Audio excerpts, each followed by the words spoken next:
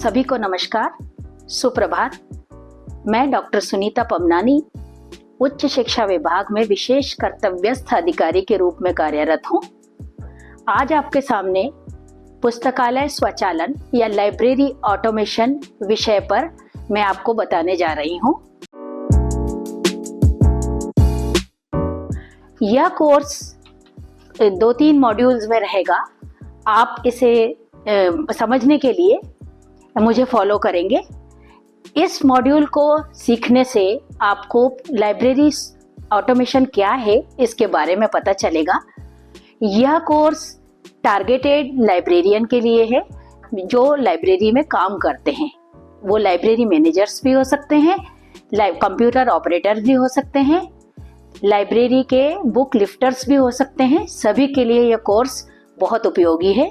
आप इस कोर्स को करिए और इससे लाभान्वित होइए। इस कोर्स को करने से आप लाइब्रेरी के जो भी ऑपरेशंस हैं, जो क्रियाएं हैं, जो लाइब्रेरी में डेली होने वाले कार्यकलाप हैं, उनकी एफिशिएंसी को, उनकी कार्य क्षमता को बढ़ा सकते हैं। फिर दूसरा, आपको इस कोर्स को करने से क्या होगा, जो भी आप कार्य करेंगे वो बहुत ही एक्यूरेट और इफेक्टिव तरीके से कर पाएंगे।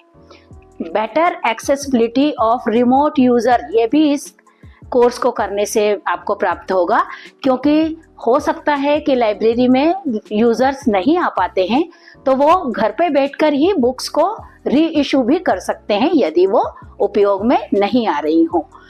अगला इसका उपयोग है इस कोर्स का कि आप उपयोगकर्ताओं को सेटिस्फाई कर सकते हैं।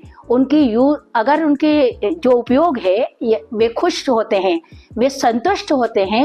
आज का ज़माना जो है वो कस्टमर का सेटिस्फेक्शन का ज़माना है। हमारे उपयोगकर्ता ही हमारे कस्टमर हैं।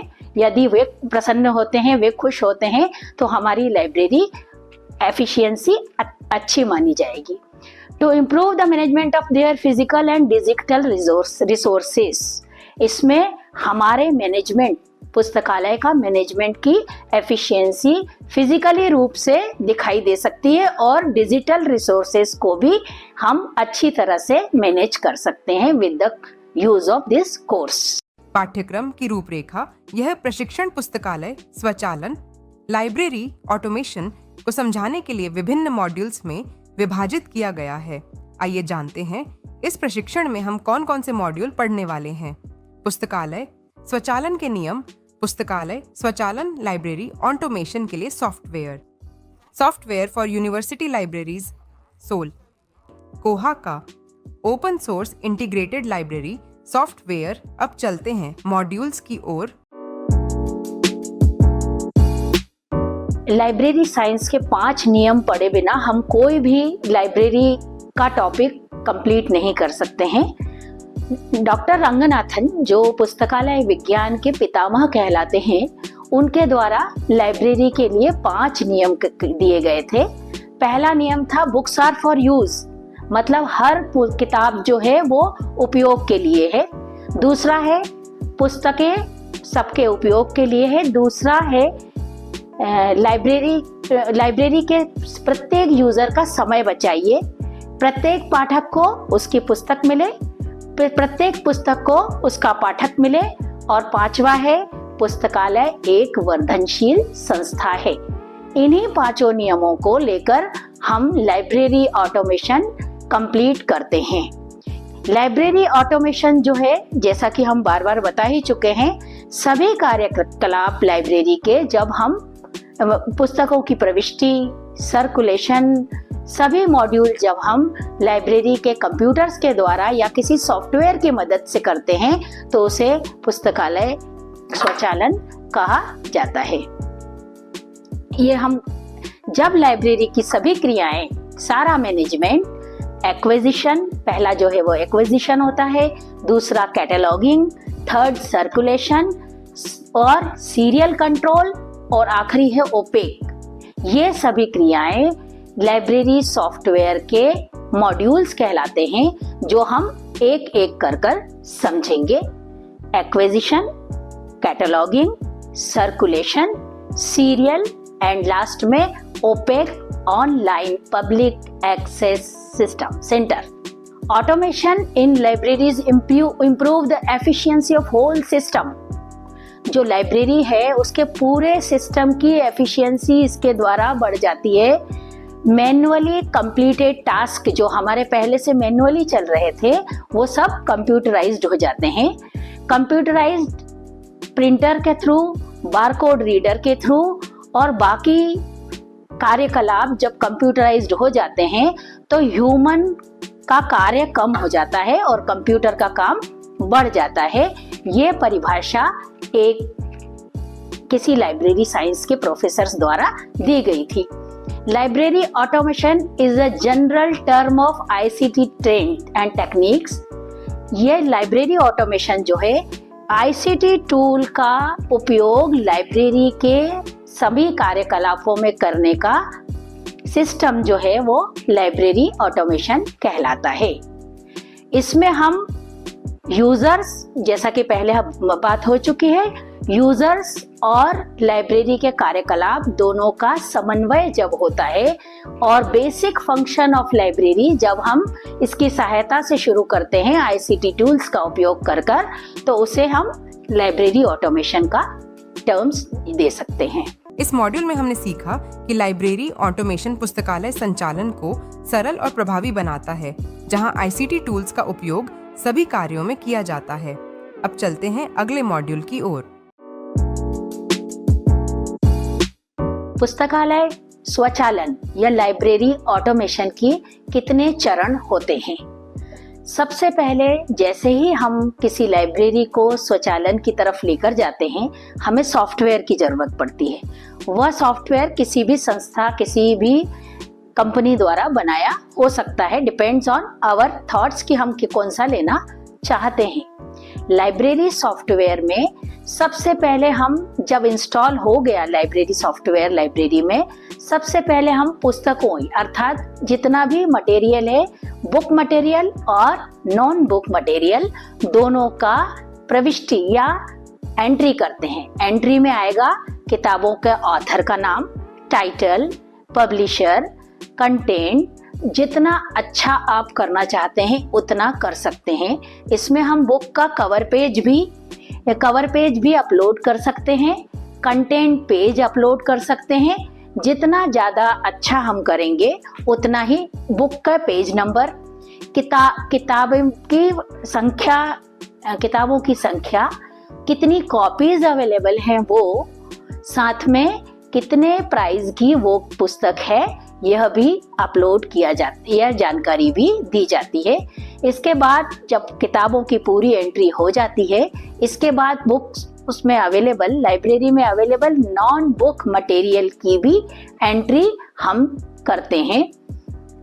अगला चरण हमारा आता है मेंबर्स, जो हमारा छात्र समूह है, छात्राओं का समूह है या फिर यूजर्स का समूह है। यदि पब्लिक लाइब्रेरी है तो हम यूजर्स लेंगे, यदि हमारी एकेडमिक लाइब्रेरी है तो छात्र और छात्राओं की संख्या रहेगी, स्टाफ की संख्या रहेगी, उनकी सभी संबंधित जानकारी जैसे पिता का नाम, छात्र का स्वयं का नाम, पिता का नाम, कहाँ वो रहता है, उसका फोन नंबर, ईमेल आईडी इत्यादि संबंधित जानकारी हम दूसरे मॉड्यूल में देते हैं। तो ये हमारा दूसरा चरण शुरू हो जाता है पुस्तकालय स्वचालन का।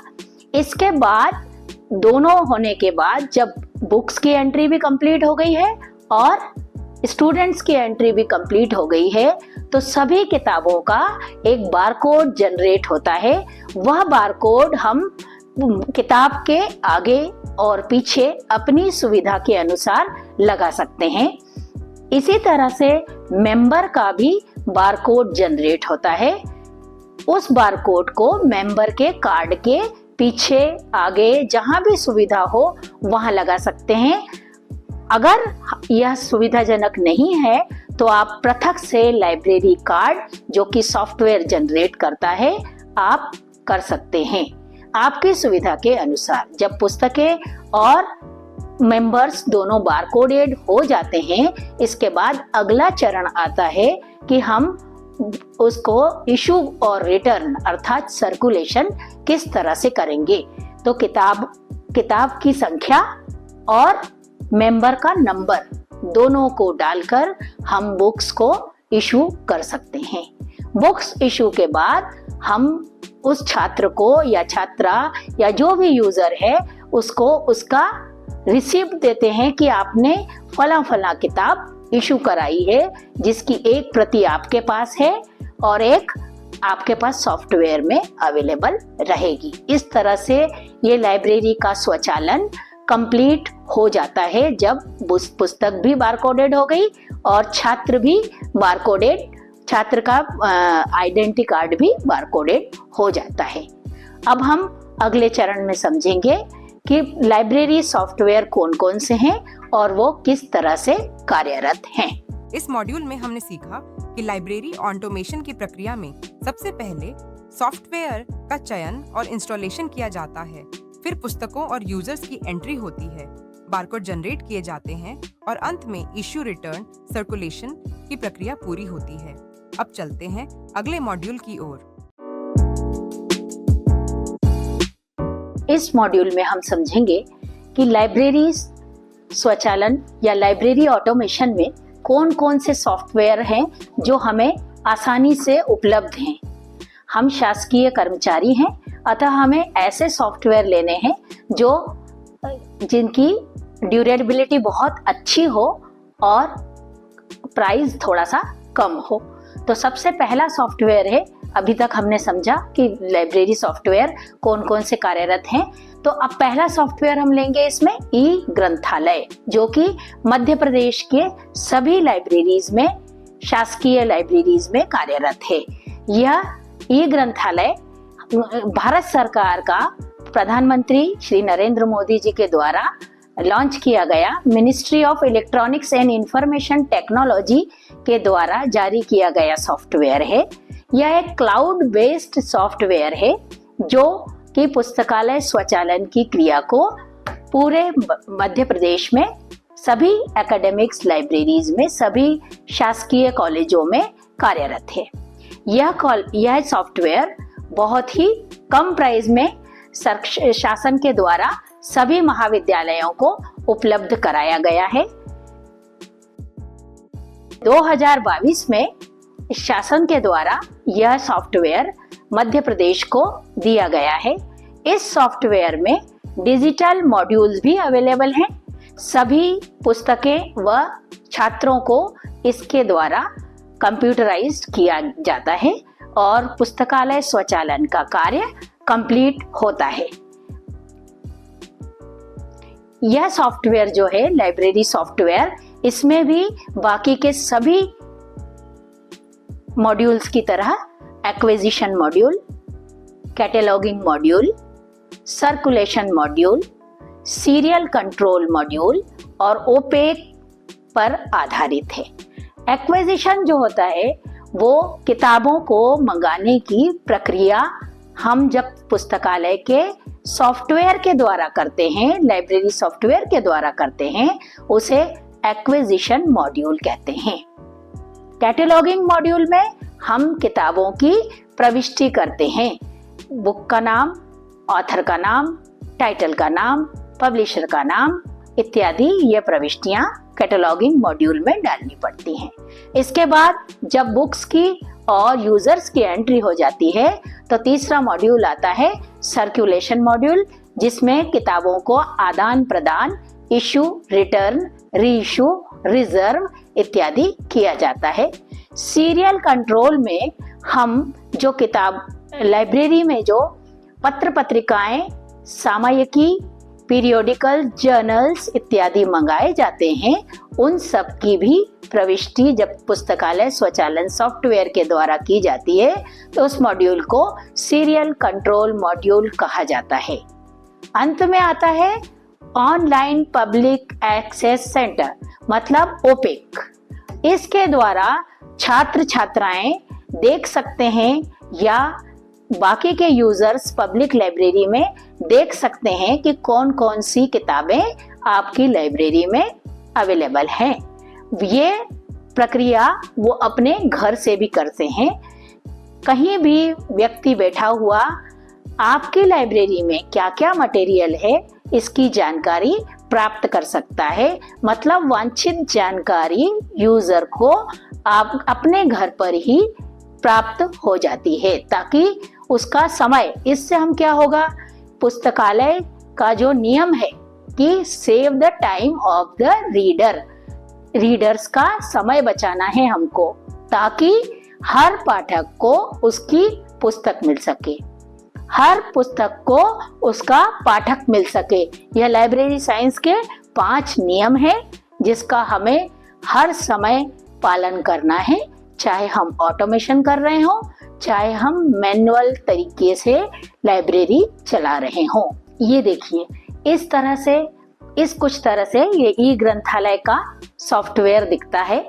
ये क्लाउड बेस्ड है। जैसे ही हम इसका URL टाइप करते हैं तो ई ग्रंथालय हमारे सामने आ जाता है। इस ई ग्रंथालय में जब हम यूजर नेम और पासवर्ड, जो कि साइड में है, देखिए, यूजर नेम पासवर्ड आपकी लाइब्रेरी का आपको पृथक से प्रदान किया जाएगा। जब हम इसमें इसका यूजर नेम और पासवर्ड डालेंगे तो हमारी लाइब्रेरी हमारे क्लस्टर में, क्लस्टर वाइज यह सॉफ्टवेयर दिया हुआ है। क्लस्टर मीन्स उस लाइब्रेरी को कौन सी यूनिवर्सिटी होल्ड कर रही है, तो क्लस्टर मीन्स वो हुआ, और उसमें हम जब यूजर नेम और पासवर्ड डालेंगे तो हमें अपनी लाइब्रेरी ऊपर दिखने लगेगी, जो भी हमने उसका नाम दिया है। साथ में लेफ्ट हैंड साइड पर आपको मॉड्यूल्स दिखेंगे। उन मॉड्यूल्स में पहला मॉड्यूल होगा वही library management module, circulation, cataloguing, OPAC, serial control. उसमें अंदर की तरफ बाकी रिपोर्ट्स और जो भी मॉड्यूल है, पूरा कंप्लीट मॉड्यूल आपको इस लाइब्रेरी में मिलेगा। इसमें आप एक एक मॉड्यूल करके पुस्तकों की प्रविष्टि, छात्रों की प्रविष्टि, ओपेक के द्वारा ओपेक का, सीरियल कंट्रोल के द्वारा सीरियल्स की एंट्री, इशू रिटर्न, सर्कुलेशन के माध्यम से बारकोड लगाकर कर सकते हैं। बारकोड इसमें अपने आप जनरेट होते हैं। आप क्लिक करिए, एक्सेशन नंबर डालिए, आपको बारकोड मिल जाएगा। उसमें आप बुक में जहां भी लगाना हो, आपकी सुविधा के अनुसार, स्पाइन के नीचे, स्पाइन के ऊपर, बुक के पहले पेज के अंदर, जो भी नियमानुसार आपको हैंडी होना चाहिए। बारकोड लगाने के बाद आप उसमें टेप लगा दीजिए, ताकि बारकोड हाथ से खराब ना हो और उसकी ड्यूरेबिलिटी काफी लंबे समय तक रहे। इस तरह से ये ई ग्रंथालय कार्य करता है। आगे के मॉड्यूल में हम इसका विस्तृत अध्ययन भी करेंगे। इस मॉड्यूल में हमने सीखा कि ई ग्रंथालय सॉफ्टवेयर से लाइब्रेरी की किताबों और यूजर्स की entry, issue return, barcode generation और ऑनलाइन एक्सेस जैसी प्रक्रियाएं आसान और स्वचालित होती हैं। अब चलते हैं अगले मॉड्यूल की ओर। इस मॉड्यूल में हम SOUL software of university libraries, SOUL का पूरा अर्थ है S for software of university U and L libraries. इस तरह से ये सोल सॉफ्टवेयर इनफ्लिबनेट संस्था द्वारा चलाया गया लाइब्रेरी सॉफ्टवेयर है। ये क्लाउड बेस्ड नहीं है। इस सॉफ्टवेयर को क्रय करके लाइब्रेरी के कंप्यूटर में इंस्टॉल कर इसके सभी मॉड्यूल को कार्यरत किया जाता है।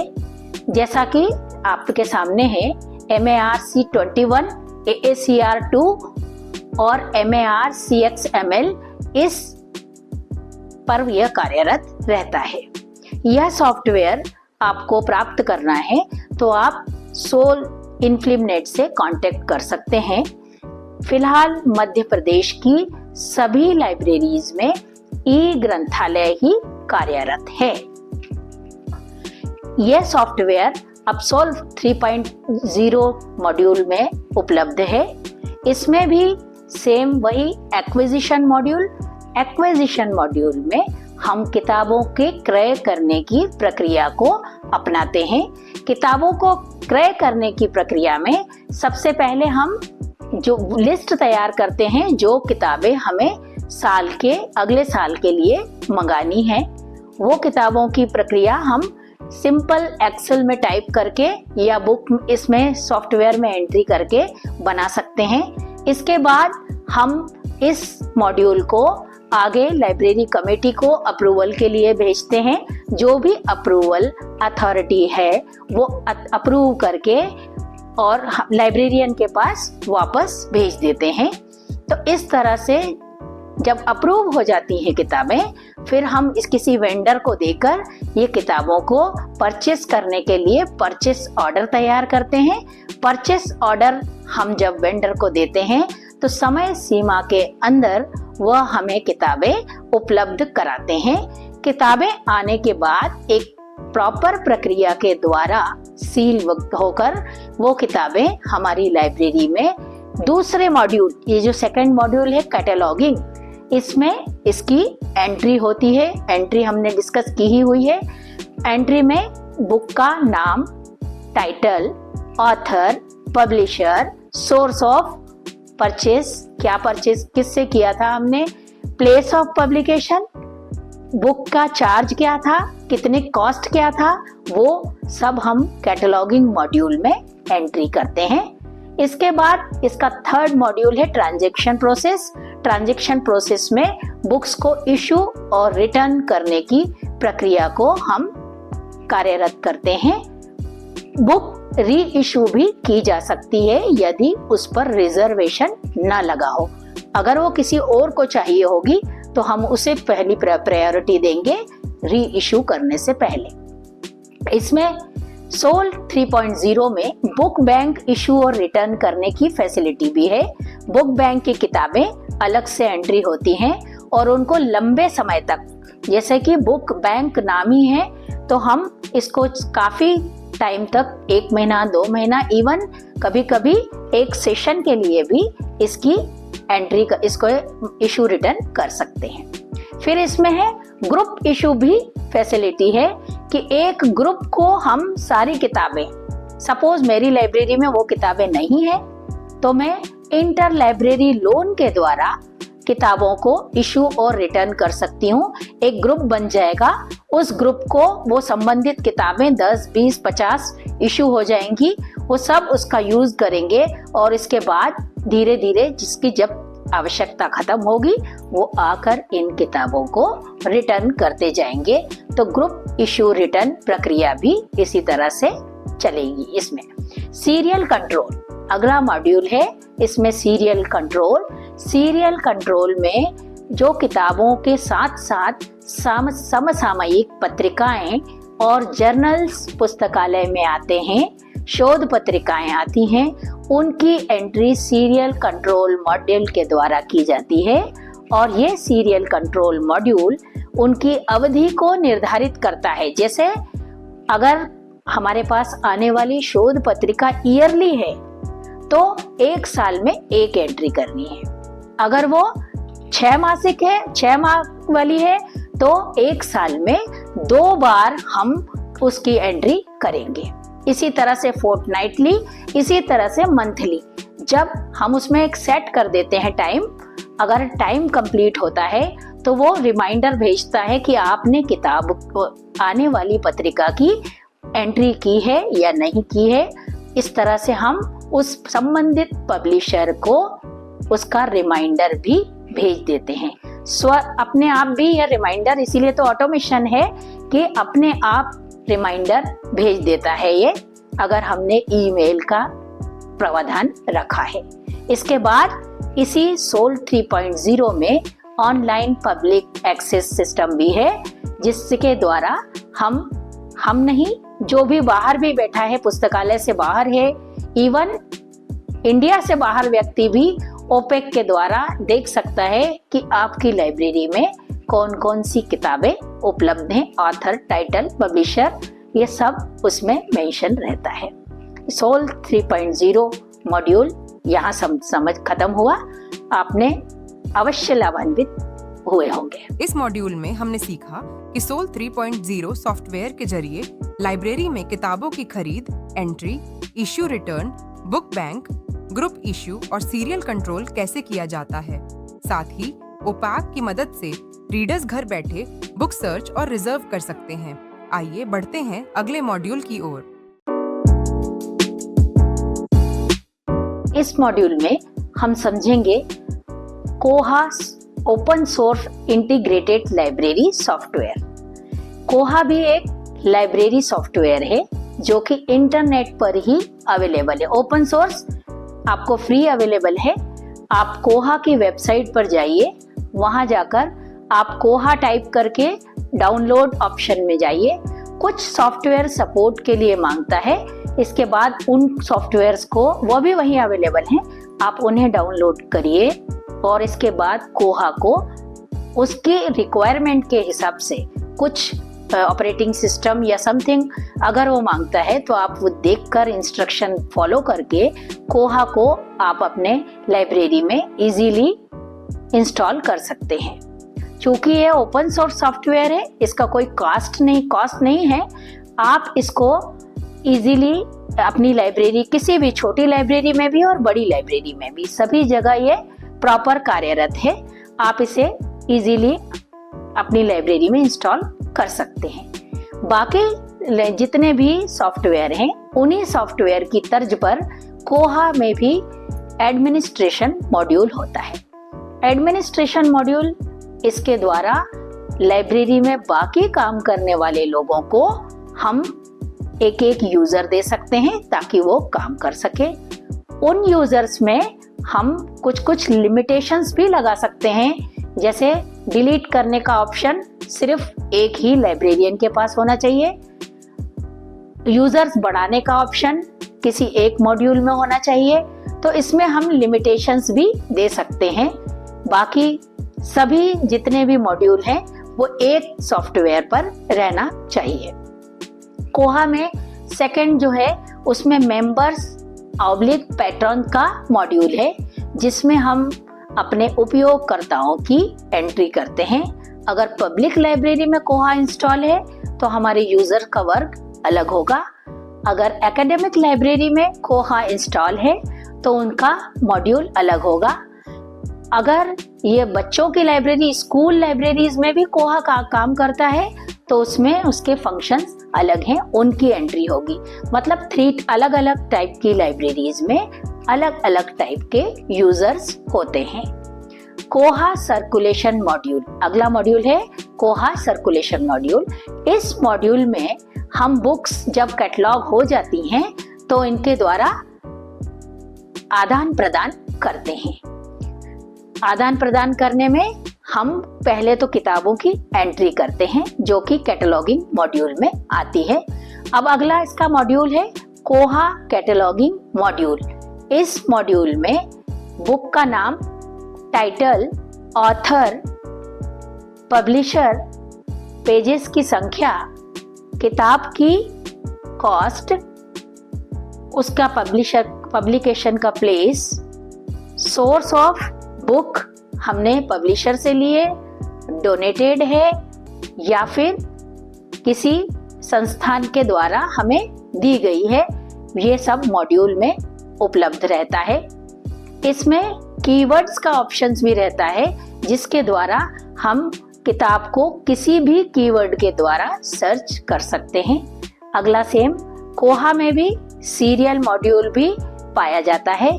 सीरियल वही शोध पत्रिकाएं या समसामयिकी जिनके publisher, volume number, issue number इत्यादि की जानकारी अवेलेबल रहती है और हम उसकी एंट्री कोहा पर करते हैं। आप चाहें तो उसको स्कैन करके उपलब्ध करा सकते हैं, तो आपके सभी यूजर्स अपने घर बैठकर ही सारी समसामयिकी या मैगजीन्स का अध्ययन कर सकते हैं। अगला OPAC module, same author, title इत्यादि के द्वारा ओपेक में जाकर हर व्यक्ति, आपकी लाइब्रेरी का यूजर एक पर्टिकुलर लिंक से यह पता लगा सकता है कि आपकी लाइब्रेरी में क्या क्या मटेरियल अवेलेबल है। तो इस तरह से ये ओपेक मॉड्यूल कंप्लीट होता है। एक और सिस्टम रहता है कि ओपेक में जैसे ही आपको पता चला कि ये बुक अवेलेबल है और आपको चाहिए, तो आप घर से बैठकर ही उसको रिजर्व कर सकते हैं, ताकि नेक्स्ट टाइम जब किताब आपको चाहिए तो आप लाइब्रेरी जाएंगे तो आपका मेंबर नंबर वहां डिस्प्ले होगा कि ऑलरेडी ये व्यक्ति इसे रिजर्व करा चुका है। कोहा एक्विजिशन मॉड्यूल अगला मॉड्यूल था। एक्विजिशन किताबों को मंगाने की प्रक्रिया ही एक्विजिशन कहलाती है। इसमें केवल किताबें ही नहीं, हम ई मटेरियल भी मंगाते हैं। यदि पीडीएफ भी परचेस करनी है, ई बुक्स भी परचेस करनी है, तो हमें एक्विजिशन मॉड्यूल में पहले उसकी एंट्री करनी पड़ती है। तो और फिर वो किताबों की लिस्ट सेम पिछले मॉड्यूल में मैं बता चुकी हूँ कि मेंबर्स के पास जाती है, जो कि पर्टिकुलर मेंबर उसे अप्रूव करते हैं। अप्रूव करने के बाद उसका ऑर्डर बनता है। ऑर्डर संबंधित वेंडर के पास जाता है। उस वेंडर के द्वारा समय सीमा में वह किताबें उपलब्ध कराई जाती हैं। फिर कोहा अथॉरिटीज आखिरी मॉड्यूल है इसका। कोहा अथॉरिटीज में हम अथॉरिटीज डिसाइड करते हैं, जो कि हम एडमिनिस्ट्रेशन में भी डिसाइड बता चुके हैं। अथॉरिटीज में आप डिफरेंट टाइप के यूजर्स को, डिफरेंट टाइप के आपके लाइब्रेरी में जो लोग अवेलेबल हैं उनको उतने ही मॉड्यूल दीजिए जितने की उनको जरूरत है। जैसे यदि आपकी लाइब्रेरी में बुक लिफ्टर है और आप उससे सर्कुलेशन का काम करा रहे हैं, बाकी के मॉड्यूल को आप हाइड कर दीजिए।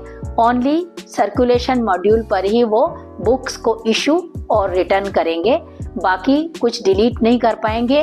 आपका कोई भी डेटा का आपको लॉस नहीं होगा। इस तरह से हमने आज अभी कोहा open source integrated library software का विस्तृत अध्ययन किया। इसे अध्ययन करने के बाद आप कोहा की संबंधित जानकारी में पारंगत हो जाएंगे। इस मॉड्यूल में हमने सीखा कि कोहा ओपन सोर्स सॉफ्टवेयर से लाइब्रेरी ऑटोमेशन में book entry, issue return, user limitation, serial control और ओपैकी के जरिए बुक सर्च और रिजर्वेशन संभव है। इसमें डेटा सुरक्षा और यूजर परमिशन की सुविधा भी है। अब चलते हैं अगले मॉड्यूल की ओर। इस मॉड्यूल में हम समझेंगे कि लाइब्रेरी सॉफ्टवेयर जो हमने अभी तक पढ़े उन सभी लाइब्रेरी सॉफ्टवेयर की देखिए प्रक्रियाएं सभी की एक जैसी हैं, सभी के मॉड्यूल एक जैसे हैं। कार्य सभी का एक ही है कि लाइब्रेरी में जो भी मटेरियल अवेलेबल है, आईसीटी का उपयोग करके और लाइब्रेरी साइंस के 5 नियमों का उपयोग करते हुए हम सारी सामग्री को कंप्यूटराइज्ड करें और कंप्यूटराइज्ड करने के बाद किस तरह से यूजर तक पहुंचाएं। सबसे पहला जो थर्ड नियम है लाइब्रेरी साइंस का कि save the time of the reader, पाठकों का समय बचाओ। उसको पारंगत करते हुए हम लाइब्रेरी ऑटोमेशन को क्रियान्वित करते हैं। जब हमारी लाइब्रेरी ऑटोमेशन हो जाती है, मैनेजमेंट के सम्मुख अपने सभी लाइब्रेरीज के सॉफ्टवेयर का कंपैरेटिव बनाकर रखें। सभी में कुछ कुछ एडवांटेज होते हैं, कहीं कहीं कुछ कुछ डिसएडवांटेज होते हैं। आप अपने बजट के अनुसार जो भी सॉफ्टवेयर अभी जो बताए गए हैं सॉफ्टवेयर, उस सॉफ्टवेयर में सोल सॉफ्टवेयर को छोड़ के बाकी सभी बहुत ही कम दरों पर उपलब्ध हैं। आप अपने पुस्तकालय के मैनेजमेंट को बजट के हिसाब से लाइब्रेरी में सॉफ्टवेयर को इम्प्लीमेंट कराएं और प्रक्रिया को जानने के लिए इस कोर्स को कर लाइब्रेरी में इम्प्लीमेंट करें और अपनी लाइब्रेरी को स्वचालन की ओर लेकर जाएं, क्योंकि जमाना आज कंप्यूटर का है। न तो छात्र के पास ना ही यूजर के पास इतना समय है कि वो बार बार आए और मैन्युअली आकर आपसे इशू रिटर्न की प्रक्रिया कराए। दूसरा, पहले हम समझ ही चुके हैं कि एक्यूरेसी भी आती है, आपको पता चलता है कौन सी किताब अवेलेबल है कौन सी नहीं है, क्योंकि आखिर तो हम मनुष्य हैं, हमारे सीखने और स्टोर करने की क्षमता सीमित है। तो किताब हम कंप्यूटर की सहायता से पता लगा सकते हैं कि कौन सा सामान हमारी लाइब्रेरी में अवेलेबल है और कौन सा नहीं है। अतः हम सभी प्रण करें कि लाइब्रेरीज को पूर्णतः स्वचालन की ओर लेकर जाएंगे। बहुत बहुत धन्यवाद आपका इस कोर्स को ध्यानपूर्वक करने का। आप इस कोर्स से निश्चित ही लाभान्वित होंगे। कोर्स के अंत में आपको एक प्रश्नावली उपलब्ध रहेगी जिसे अवश्य फिल करें। उसको फिल करने पर आपको निश्चित टारगेट के आंसर देने पर, प्रतिशत कंप्लीट करने पर एक सर्टिफिकेट प्राप्त होगा जो आपको भविष्य में बहुत ही काम आएगा। वह लाइब्रेरी सॉफ्टवेयर में आपकी पारंगतता को बताएगा। तो ध्यान से उसको फिल करिए क्वेश्चनर को और सर्टिफिकेट प्राप्त करिए।